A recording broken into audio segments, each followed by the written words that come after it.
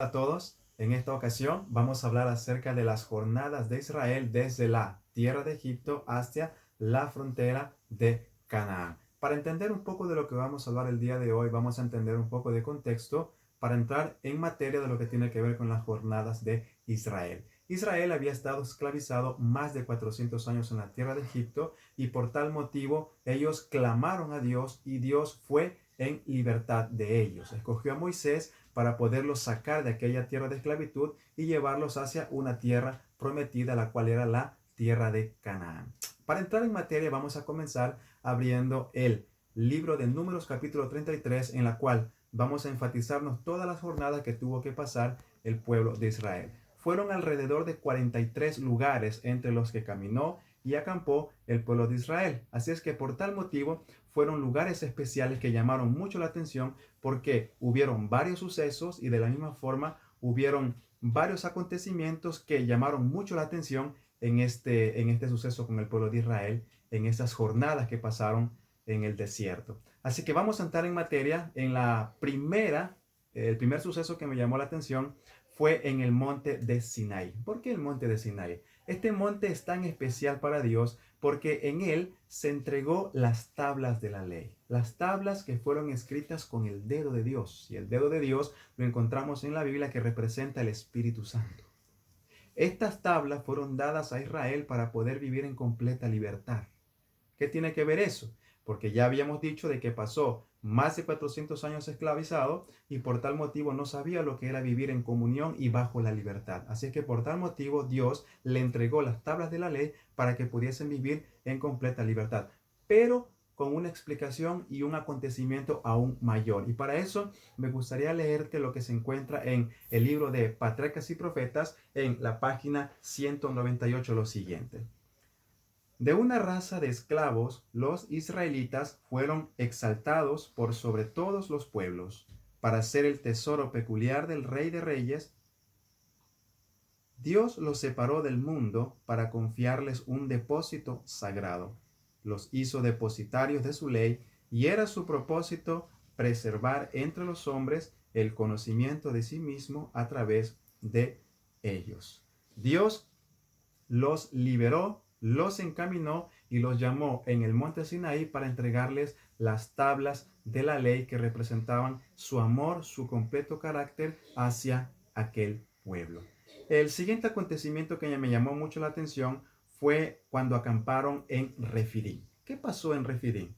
Israel tenía un aspecto muy trascendental y también muy llamativo.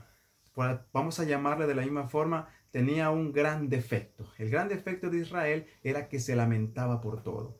Y en esta ocasión vemos que cuando acamparon en Refidim, ellos se lamentaron porque en ese lugar no había agua. Y por tal motivo ellos se lamentan con Moisés diciendo: ¿para qué nos trajiste acá a hacernos morir?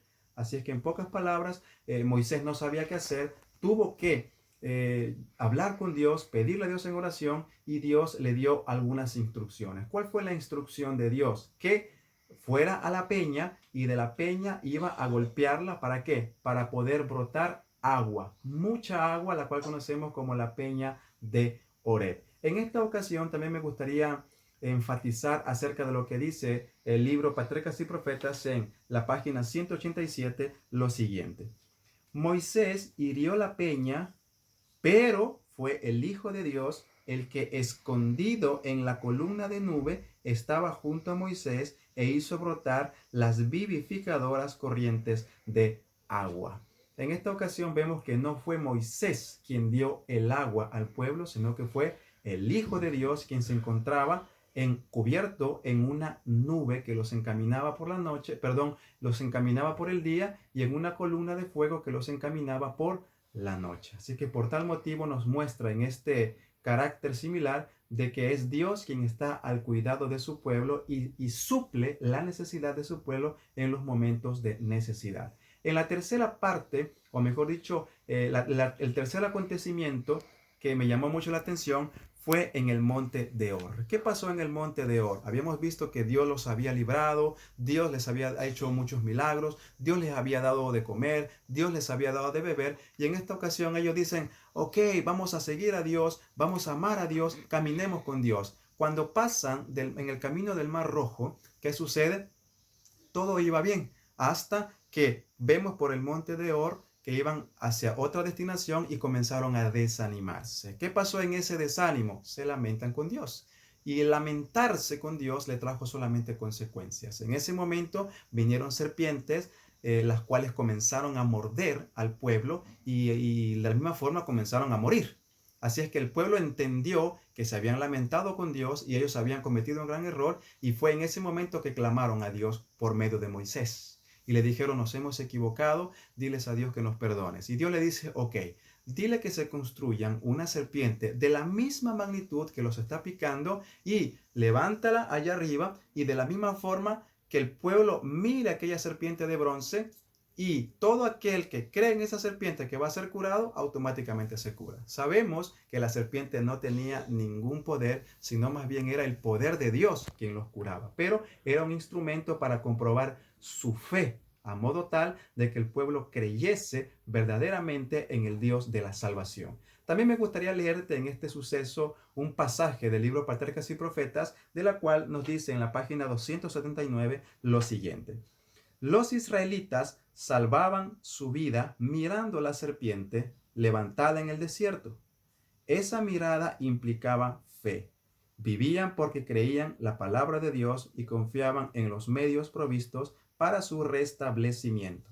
Así también puede el pecador mirar a Cristo y vivir. La serpiente era una simbología de Cristo, aquel que iba a morir por cada uno de nosotros, y que nosotros simplemente por fe íbamos a creer en Él, y automáticamente nosotros podemos ser salvos si creemos en el Hijo de Dios. Estos son los tres sucesos que me llamaron la atención en Números capítulo 33, más o menos de los 43 acontecimientos que sucedieron, y de la misma forma me gustaría expresarte con un mensaje final lo siguiente: de que Dios tiene todo bajo control y que Él siempre cuida de su pueblo a pesar de las dificultades que nos podamos encontrar y de los pecados que podamos cometer. Vas a creer en el Hijo de Dios y automáticamente podemos ser salvos si así nosotros lo creemos. Muchas gracias, nos vemos en el siguiente video, y de la misma forma que Dios pueda bendecirnos grandemente.